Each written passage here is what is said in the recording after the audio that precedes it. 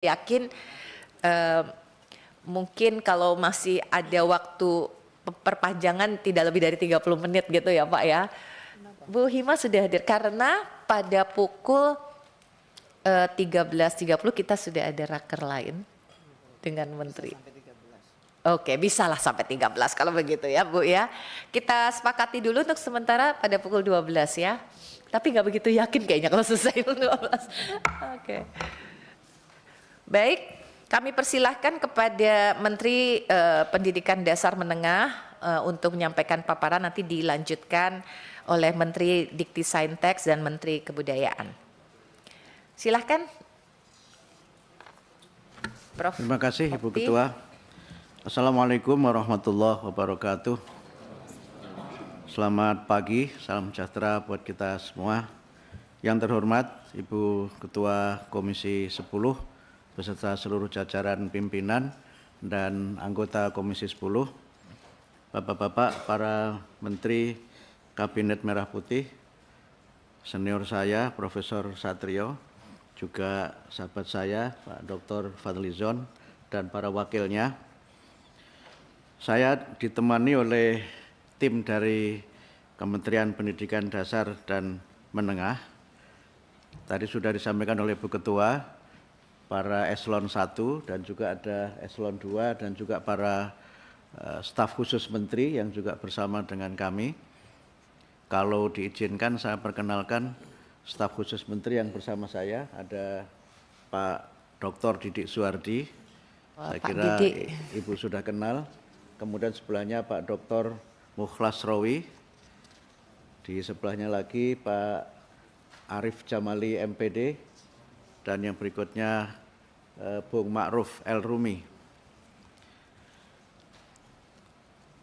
Saya ingin menyampaikan secara singkat saja beberapa hal yang menjadi program Kementerian Pendidikan Dasar dan Menengah, dan mungkin juga sudah banyak informasi-informasi yang beredar di masyarakat terkait dengan apa yang akan kami lakukan.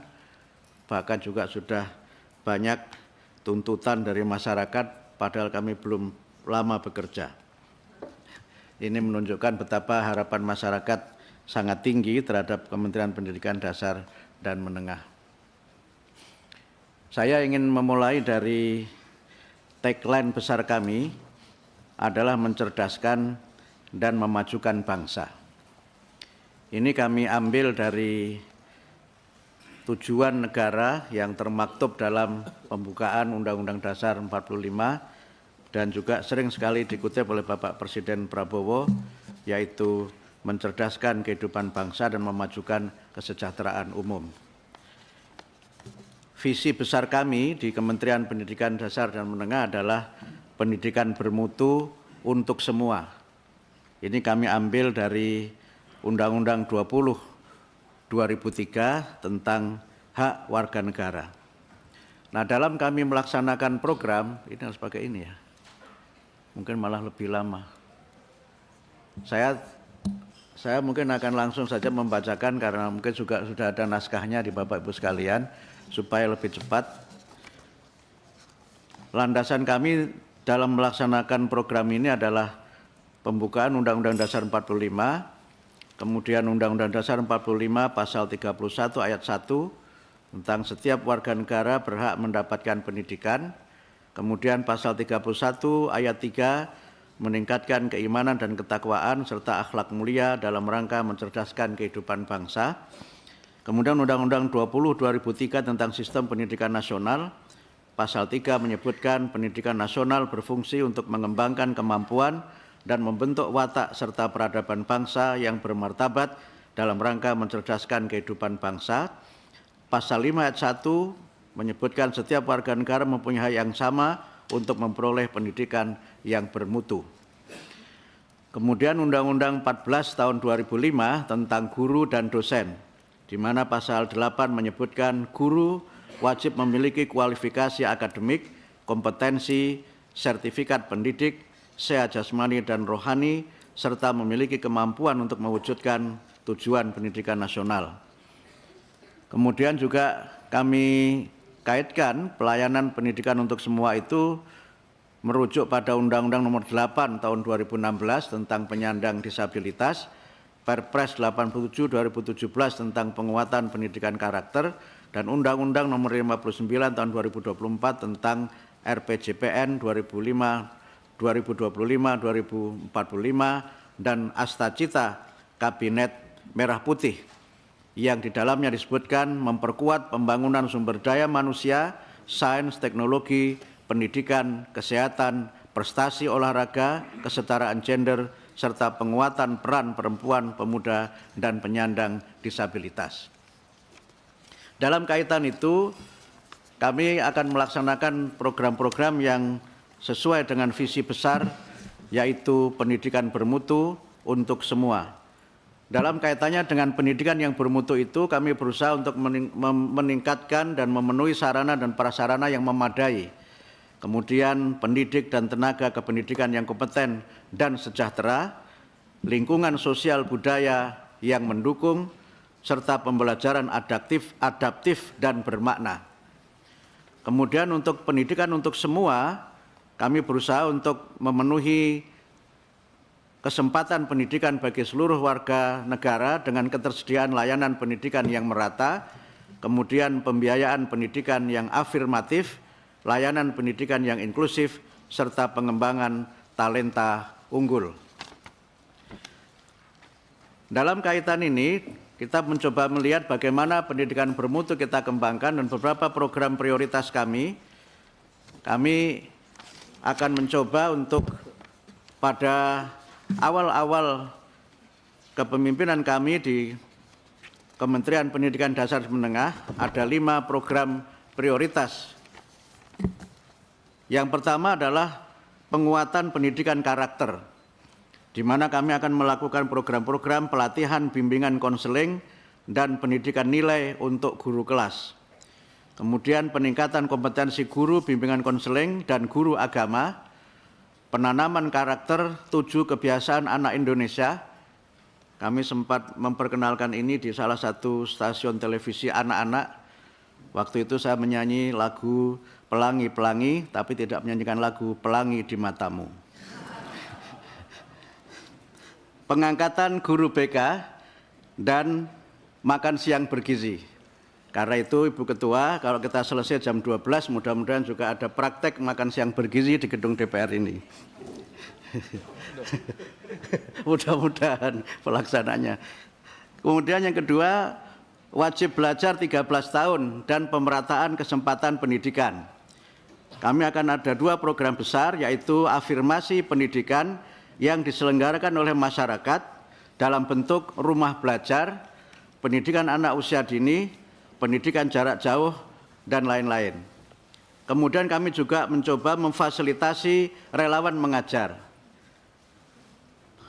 Yang ketiga, peningkatan kualifikasi, kompetensi, dan kesejahteraan guru yang meliputi peningkatan kualifikasi D4 atau D1, karena banyak guru yang belum memenuhi Undang-Undang Guru dan Dosen untuk kualifikasi minimal D4 atau S1, kemudian pelatihan kompetensi guru, dan peningkatan kesejahteraan melalui sertifikasi. Nah, poin C ini yang kami insya Allah nanti akan sampaikan itu pada peringatan Hari Guru Nasional pada beberapa minggu yang akan datang. Kemudian yang keempat adalah penguatan pendidikan unggul, literasi, numerasi, dan sains teknologi. Itu meliputi pendidikan matematika, sains, teknologi sejak usia dini. Kami sudah merancang, insya Allah pendidikan matematika itu akan dimulai dari sejak taman kanak-kanak. Dan saya sudah praktekkan bagaimana matematika untuk taman kanak-kanak dalam kunjungan kerja kami yang pertama di Palembang, di sebuah TK yang dikelola oleh Angkatan Udara, dan kami pilih TK Angkatan Udara supaya pendidikan Indonesia terbang tinggi setinggi pesawat kita. Saya didampingi oleh Bu Ketua Komisi 10 pada waktu itu. Kemudian pendirian sekolah unggul dan pengembangan sekolah unggul. Kemudian yang ketiga, penguatan pendidikan vokasi, kejuruan, dan pelatihan. Yang kelima, pemenuhan dan perbaikan sarana dan prasarana pendidikan. Ini sangat banyak sehingga tidak perlu kami sebutkan.